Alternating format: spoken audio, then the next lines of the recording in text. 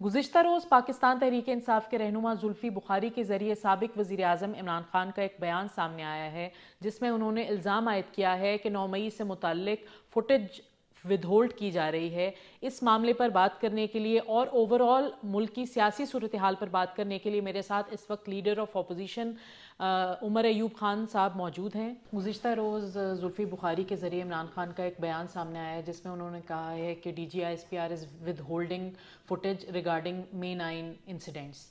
बिस्मिल्लाहिर्रहमानिर्रहीम। देखिए, मैं सबसे पहली चीज़ ये है कि ये मुतालबा कोई वज़ीर आज़म इमरान खान साहब ने नया नहीं किया। मैं तकरीबन 3 हफ़्ते पहले भी वज़ीर आज़म साहब से जब मेरी मुलाकात हुई थी अडयाला जेल के सामने, यही डिमांड्स रखी गई थी उससे पहले भी और अभी भी जो बात हुई है। सब क्यों कर रहे हैं वज़ीर आज़म इमरान खान साहब ये मुतालबा?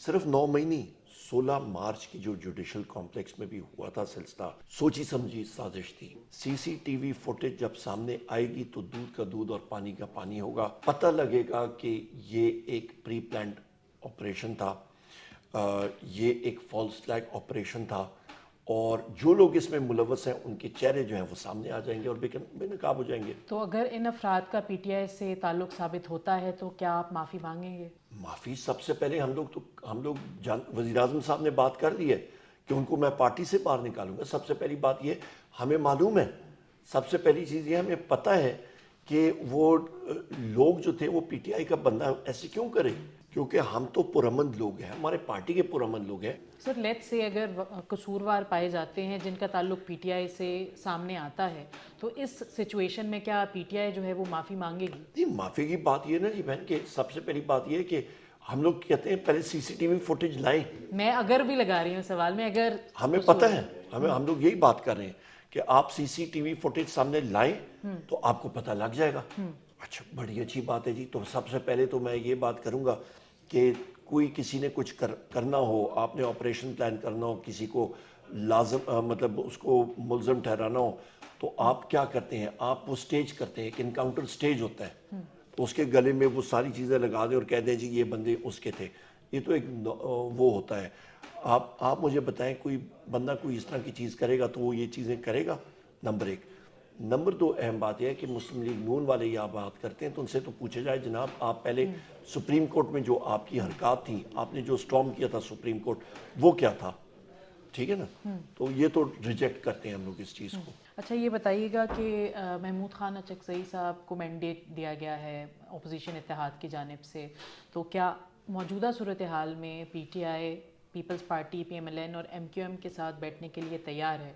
देखिए जी, वज़ीर आज़म साहब ने कई बार कहा है कि महमूद खान अचकज़ई साहब जो तहरीक तहफ़्फ़ुज़ आईन पाकिस्तान के सरबराह हैं, चेयरमैन हैं, हमने उनको इलेक्ट किया है, तो लिहाजा उनके पास वो मैंडेट है कि वो बातचीत किसी के साथ भी आगे कर सकते हैं। आप ये बताएं कि इस्टेब्लिशमेंट के साथ किसी लेवल पर PTI का कोई रब्ता हुआ है या आपका ज़ाती कोई रब्ता हुआ है? किसी ISPR या उससे बातचीत किसी से नहीं हुई है। और दूसरी बात यह है कि मतलब मैं आर्टिकल 7 आपको बता देता हूँ। आर्टिकल 7 है जी कि आपका जो स्टेट है वो कौन है। स्टेट में आपकी आती है provincial government, provincial assembly, federal government, national assembly, मजलिस शूरा, और वो इदारे जो टैक्स नाफिज करते हैं। मिलिट्री जो होती है वो स्टेट का एक औजार है, एक टूल है, नंबर एक। हाँ, वो मुहाफ़िज़ हैं मुल्क के, वो बॉर्डर्स पे सर्व करते हैं, उनका बहुत अहम रोल है, उनका सियासत में रोल नहीं होना चाहिए, ये बात वाज़ेह होनी चाहिए। दूसरी बात, या इंटेलिजेंस एजेंसीज़ का, जिस तरह के 2024 के इलेक्शन में एक वाज़ेह इंटरफेरेंस थी, और ये मैं फ्लोर ऑफ द हाउस पे कह चुका हूँ, आज भी हो रही है। आपकी इंटेलिजेंस एजेंसी जिसमें 5 एजेंसीज़ हैं, ISI, MI, IB, field intelligence unit और स्पेशल ब्रांच, ये मुलव्वस है। हमारे लोगों को उठाया गया, ज़दोकोब किया गया, टॉर्चर किया गया है, इन्फोर्स डिसअपीयर्ड पर्सनस बनाए गए थी। और इन सारे लोगों को एक चीज़ याद रखनी चाहिए कि बांग्लादेश देख लें, ये जितने लोग आपके ब्यूरोक्रेट्स और बाकी जगह होते थे और बाकी टेक्नोक्रेट्स एक्सेट्रा कहते थे जी टेक्नोक्रेटिक गवर्नमेंट, बांग्लादेश मॉडल देख लें, फिर बांग्लादेश मॉडल में क्या हुआ है। तो फिर उसके लिए तैयार है जो लोगों की तरफ से जो रद्द अमल लाएगा।